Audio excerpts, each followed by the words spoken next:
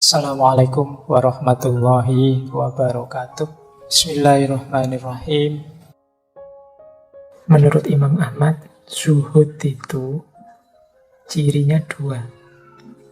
Pendek angan-angan dan tidak mengharapkan apa yang ada di tangan manusia. Pendek angan-angan itu tidak lau-lau. Seandainya yang jadi presiden aku. Seandainya yang dapat rezeki besar itu aku. Seandainya. Ini panjang angan-angan namanya. Orang zuhud itu pendek angan-angan, tidak mikir macam-macam. Apapun yang diberikan Allah, aku terima. Ini zuhud namanya. Dan tidak mengharapkan apa yang ada di tangan manusia. Jadi lihat orang lain lulus cum laude, kemudian kita iri, kita dengki.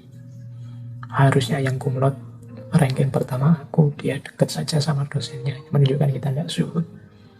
Harusnya yang dapat rezeki besar itu aku loh yang kerjanya paling capek, dia cuma bagian apa. Itu namanya tidak zuhud. Harusnya yang dapat pujian itu aku, sebagian besar kerjaan ini yang menyelesaikan aku, kok orang lain yang dipuji, kok semuanya dianggap sama saja. Ini berarti kita tidak zuhud. Hati kita masih terikat oleh dunia, masih tergantung pada dunia, tergantung pada komentar orang, pujian orang. Jadi zuhud itu pendek angan-angan, tidak membayangkan yang tidak-tidak. Kalau memang bukan rezekinya ya sudah, bukan jatahnya ya sudah. Dan tidak mengharapkan apa yang ada di tangan manusia, tidak iri, tidak dengki. Itu zuhud. Selanjutnya menurut Imam Ahmad, ada 3 jenis zuhud. Ada zuhudnya orang awam. Zuhudnya orang awam itu meninggalkan yang haram-haram. Ada zuhudnya orang khusus. Orang khusus ini zuhudnya meninggalkan yang kurang manfaat. Ada zuhudnya orang lebih khusus lagi, para kekasih Allah, yaitu meninggalkan segala yang menyibukkan, membuat jauh dari Allah. Ini 3. Monggo kita introspeksi sendiri-sendiri ya. Kita ada di level zuhud yang mana? Kalau kita masih berjuang meninggalkan yang haram, berarti kita ada di level zuhudnya orang awam. Kalau kita sudah melampaui itu, Pak, kalau yang haram, yang dosa-dosa itu, alhamdulillah, saya sudah bisa meninggalkan. Oke, kalau gitu sekarang naik kelas sedikit, tinggalkan yang kurang manfaat. Monggo teman-teman dicek yang kurang manfaat apa. Berlama-lama pegang HP kah? Berlama-lama nongkrong di kafe kah? Berlama-lama ngobrol yang tidak ada gunanya kah? Berlama-lama surfing, googling, nonton drakor, apapun itu. Coba kita introspeksi. Kalau memang tidak terlalu penting, kurang manfaatnya, latihan untuk ditinggalkan. Kalau kita sudah sukses meninggalkan yang kurang manfaat ini, alhamdulillah, berarti kita sudah ada di level zuhud yang kedua. Kalau sudah sukses meninggalkan yang kurang manfaat, ayo naik kelas lagi. Kita zuhud dengan cara meninggalkan apapun yang membuat kita sibuk dari Allah, yang membuat kita menjauh dari Allah, yang membuat kita tidak dekat dengan Allah. Jadi kesibukan kita hanya tentang Allah dan untuk Allah saja. Ini berarti orang yang sudah zuhud level tertinggi. Orang-orang yang dekat dan mengenal Allah. Ini nasihat dari Imam Ahmad yang sekaligus sudah beliau lakukan sendiri. Seperti yang disampaikan oleh guru beliau, Imam Syafi'i. Imam Ahmad itu salah seorang gurunya, imamnya orang zuhud. Berarti Imam Ahmad sudah nyampe level kesibukannya hanya tentang Allah dan untuk Allah saja. Baik, kita lanjutkan.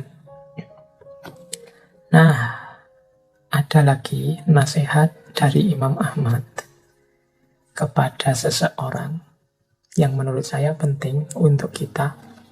Jadi suatu ketika ada orang datang kepada Imam Ahmad minta diberi nasihat. Imam Ahmad memberi nasihat begini. Jadi Imam Ahmad tidak memberi teori macam-macam. Imam Ahmad hanya mengulang, menegaskan keyakinan orang ini selama ini. Sebenarnya ini juga kepada kita, menyinggung kita selama ini. Karena kadang-kadang kita itu ngerti semua teori tentang kebaikan, hanya saja kita tidak pernah mau dan tidak pernah menyempatkan diri untuk menjalankannya, merenungkannya, dan lain sebagainya. Maka Imam Ahmad isi nasihatnya begini pada orang ini. Jika Allah Azza wa Jalla menanggung rizki, maka mengapa engkau khawatir? Jika ganti dari Allah itu benar, maka mengapa engkau bakhil? Jika surga itu benar adanya, mengapa engkau bersantai? Jika neraka itu benar adanya, mengapa engkau bermaksiat?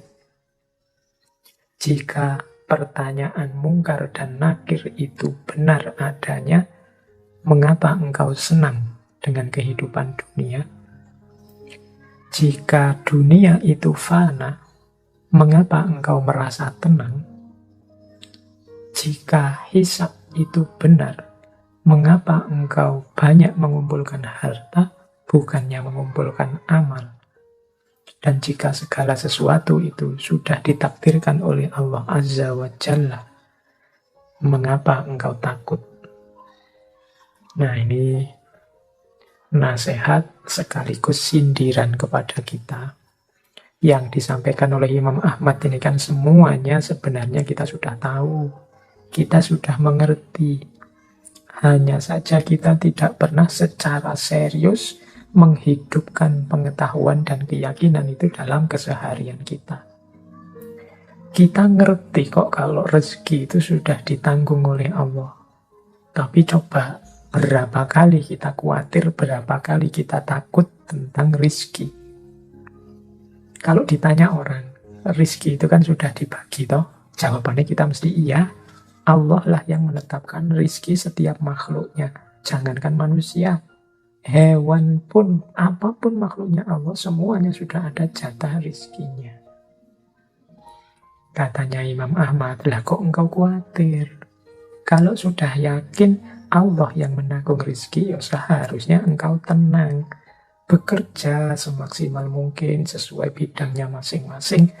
Apapun hasilnya, apapun rizkinya, diterima. Berarti itu jatahnya. Apapun yang kita lakukan, ya sudah itu jatahnya. Karena rizki sudah ditanggung oleh Allah. Kalau begitu, kalau kita tidak bekerja juga, rizki akan datang, Pak. Mungkin, tapi ketika kita tidak bekerja, tidak melakukan apa-apa, ada yang kita langgar. Sunnatullah dan perintahnya Allah, juga tuntunan Rasulullah untuk bekerja. Bahkan menurut Rasulullah itu, daripada engkau minta-minta, ambil kapak dari rumahmu untuk motong kayu. Itu kan berarti bekerja itu sesuatu yang wajib. Tidak boleh kita diam saja. Jadi seakan dua hal yang berbeda, kerja dengan rizki. Kalau rizki sudah ditanggung Allah, kalau kerja itu kewajiban kita. Jadi jalankan rizki sebaik mungkin, setelah itu jalankan kerja sebaik mungkin, setelah itu rizki dari Allah akan datang. Yang kedua, jika ganti dari Allah itu benar, maka mengapa engkau bakhil? Ini sindiran juga buat kita. Al-Quran itu secara tegas menyatakan barang siapa berinfak, barang siapa bersedekah, Allah akan memberinya, membalasnya dengan berkali lipat. Dan kita sebenarnya juga percaya logika ini. Tapi mengapa kok kita masih bakhil? Masih eman untuk berbagi, masih pelit, masih perhitungan kalau ingin memberi atau membantu seseorang. Katanya, apapun yang kita berikan, kita yakin akan diganti oleh Allah. Tapi kok kelakuan kita sehari-hari tidak menunjukkan itu? Nah, ini disindir oleh Imam Ahmad. Jika ganti dari Allah itu benar, mengapa engkau bakhil? Kemudian pertanyaan selanjutnya dan nasihat selanjutnya dari Imam Ahmad, jika surga itu benar adanya, mengapa engkau bersantai? Kita yakin surga adalah hak, sebagaimana neraka juga hak. Lah kok kita santai? Kok kita tidak semangat beribadah? Kok kita tidak semangat ingin dekat pada Allah? Masih bisa kita bersantai dengan keyakinan bahwa besok ada surga. Jika neraka itu benar adanya, mengapa engkau bermaksiat? Masih bisa kita melakukan maksiat padahal kita yakin neraka itu hak, ada. Berarti pengetahuan kita tentang surga, tentang neraka tidak hidup. Dia berhenti hanya sebagai pengetahuan.